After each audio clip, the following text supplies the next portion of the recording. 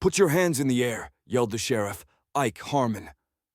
Charles Harmon, not related to Ike Harmon, and Tommy Holden, the two criminals, had escaped the police from the bank robbery in Menominee, Wisconsin, 8 months prior. There was 4, but tragedy happens. "They're on the run! Go get them!" yelled Ike. The 2 robbers had gone to Kansas City, Missouri, to escape from the police. They were on a golf course before the police showed up. They knew that they would eventually be caught, but they didn't think it would be like this. It was only 8 months ago that the 4 rolled up about a block from the bank. They had been planning the robbery for months, planning the escape route, what would happen in case of emergency. Everything. They stepped out of the car and walked toward the bank, well, everyone except for Frank Weber. He was the getaway driver, possibly the most important person. Without a getaway driver. How do you get away? The other 3, Charles Harmon, who is the leader of the group, walks in front, with his cowboy hat and boots that he always wears.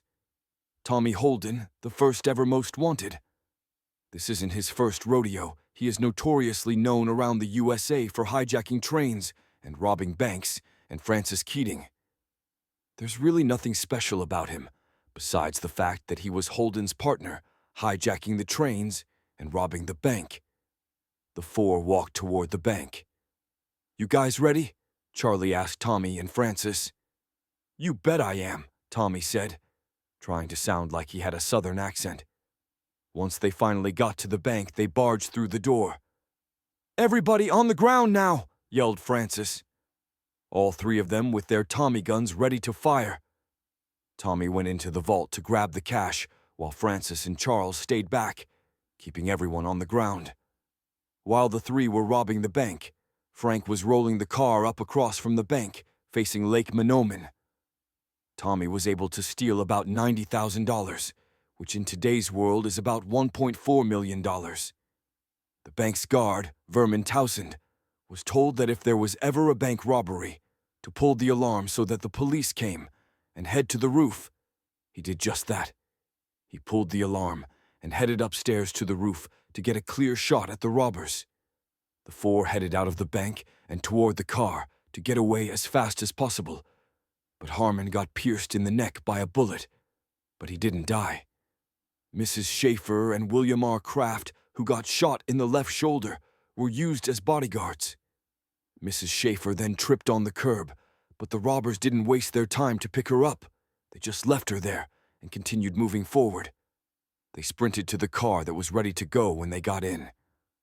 "Why'd you gotta shoot the guy?" Charlie yelled at Francis as the 4 were running to the car. "He looked like he was a guard, and I didn't want anyone to get in our way," Francis responded. "You thought a guy wearing a suit and tie was a guard," yelled Tommy. "Yeah, why?" Francis asked. "If we both get out of this alive, I'ma kill you," Charlie mumbled under his breath. They got into the car and started to drive. Francis put Kraft in the back window so that he would take any bullet fired at them. Police cars chased after them, but the robbers had a good lead on them. A restaurant owner, Winfield Kern, shot through the glass of his restaurant at the robbers, along with an employee from the local farmer store. Weber responded with a load of bullets from his machine gun back at the civilians. "Harmon, take the wheel!" yelled Weber. Then, Weber got shot in the eye.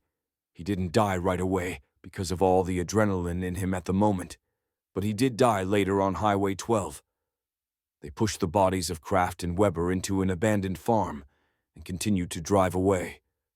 Harmon had been suffering from his neck, getting hit with a bullet this entire time until he finally died. Tommy and Francis pushed him into some nearby bushes. "Man, he looks like that one guy on that one train that we hijacked that one time," Francis said. "I totally know what you're talking about," Tommy says sarcastically as he rolls his eyes. The 2 hopped back into the car and continued on their way. They put flat-headed nails on the road in case the police kept on following them. Tommy and Francis went south to Kansas City, Missouri. The police had been collecting clues for the past 8 months before they finally figured out where they were. "Get in the car. We know where they are," Ike said to one of his officers. "Where are they?" asked the officer. "Kansas City." Ike told all of his officers in his station, and they headed to Kansas City, Missouri. Ike and the rest of his officers headed to Kansas City. They got there 8 hours later. "Put your hands up!" Ike yelled, aiming his handgun at the robbers. Tommy and Francis were golfing on a golf course before the police had arrived. They sprinted to their car to try and drive away. They always had their guns on them, in case the police caught them. "They're on the run! Go get them!" yelled one of the officers. "Go to the car. They don't know which car we use," Tommy yelled to Francis, as they were running toward their Cadillac 16 they had bought with the stolen cash. "I'll go after them. The rest of you get in your cars and chase after them if they get in their cars. Go, go, go!" Ike yelled. Ike goes sprinting after the two robbers. Tommy and Francis have a good lead, but Ike is catching up fast. Ike fires a bullet, and Tommy barely misses. Menominee Middle School 8th grade language arts. The other police were blocking the roads, so the robbers couldn't escape with their car. Ike was only about 3 yards away from Tommy and Francis. He fired another shot, but he tripped on a rock as he was about to shoot, so the bullet went right into the air. But it didn't matter because the police that blocked the road had captured the robbers anyway. The following months had many trials to make sure that the two that they had captured were the two they were looking for.